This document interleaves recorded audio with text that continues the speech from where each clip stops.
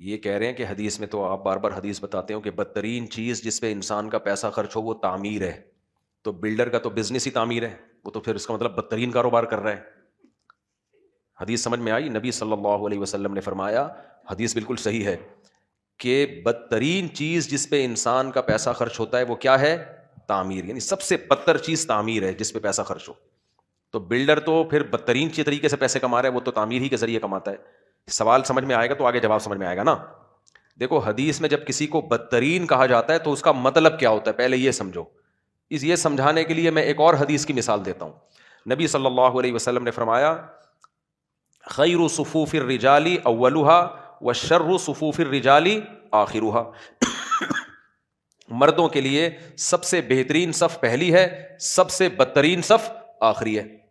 آپ نے جب یہ حدیث سنی آپ نے کہا آخری صف تو بدترین صف ہے، لہذا اگر جماعت میں تاخیر ہو گئی اور آخری صف میں جگہ مل رہی ہے تو مت ہی کھڑے ہو، گھر جا کے نماز پڑھو، کیونکہ وہ آخری صف کیا ہے؟ شر صفوف الرجال، مردوں کی صف میں سب سے بدترین کون سی ہے؟ آخری ہے۔ لہذا حدیث سے تو یہ سمجھ میں آئے گا پڑھو ہی نہیں، کہ بدترین جگہ پہ میں کیوں نماز پڑھوں گا بھائی کھڑے ہو کے۔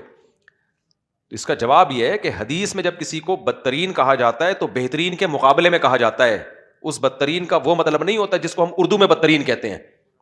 جب ہم اردو میں کہتے ہیں نا بدترین آدمی، اس کا مطلب بہت برا آدمی ہے، جبکہ حدیث میں بدترین کا مطلب کیا ہوا؟ اس کے مقابلے میں کم درجے کا اچھا ہے۔ تو آخری صف میں وہ آئے جو بالکل کوئی مجبوری ہو، لیکن بہرحال وہ گھر میں نماز پڑھنے سے بہتر ہے، تو وہ پہلی کے مقابلے میں کم تر ہے، لیکن یہ نہیں ہے کہ وہ یعنی بری صف ہے، بری نہیں ہے۔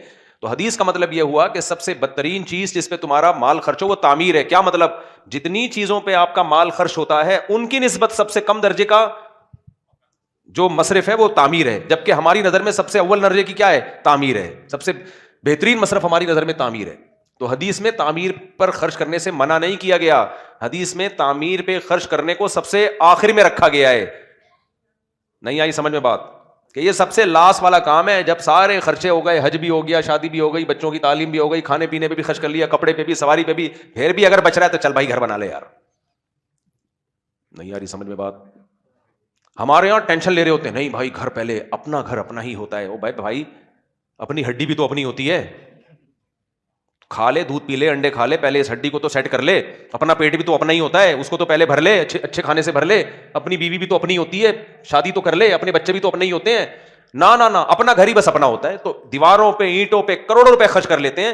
یہ دنیا کی محبت کی علامت ہے۔ اس لیے نبی نے فرمایا سب مسلمان کے لیے سب سے آخر میں تعمیر ہے، وہ کرائے پہ گزارا کر لے گا، کیوں؟ دنیا مسافر خانہ ہے بھائی، یہاں سے ہم نے جانا ہے، اپنا تھوڑی ہوتا ہے۔ تبھی حدیث میں، دوسری حدیث میں اس کی تشریح ہے، یقول العبد مالی مالی، انسان کہتا ہے میرا مال میرا مال۔ فرمایا تیرا مال وہ ہے جو کھا کے ختم کر دیا، پہن کے پرانا کر دیا، باقی یہ جو پراپرٹی تعمیر ہے تیرا تھوڑی ہے، تو سارا وارثوں کا ہے، اور وارثوں کا بھی نہیں ہے، ان کے بعد ان کے وارث ہے، تو پارسل ہوتا رہے گا قیامت تک۔ تو اس لیے تیرا وہی ہے جو کھا کے ختم کر دیا۔ تو اس لیے دنیا کو جو لوگ مسافر خانہ سمجھتے ہیں، ذاتی گھر پر میں دلچسپی نہیں لیتے کہ میرا گھر میرا پنکھا۔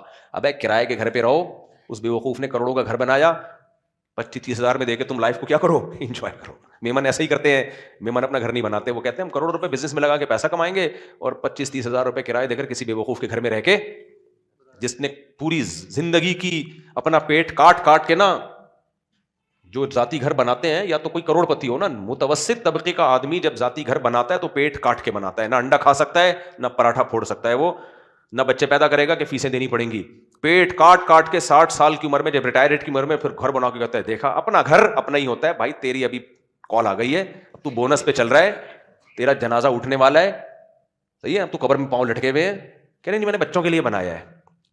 بچے تیرے مرتے ہی نا حصے بقیے کر کے الگ ہو جائیں گے۔ کوئی امریکہ بیٹھا ہوگا، کوئی ریڈی لگا رہا ہوگا ٹماٹر کی، وہ بھی کرائے پہ رہ رہا ہوگا، کیا کہا بھائی یہ دور پڑتا ہے مجھے ابا کا گھر۔ تو اس لیے یہ کافر کی سوچ ہے کہ سب جو دنیا پرست لوگ ہیں کہ اپنا گھر، تو حدیث میں آتا ہے کہ سب سے آخر میں کس کو رکھو؟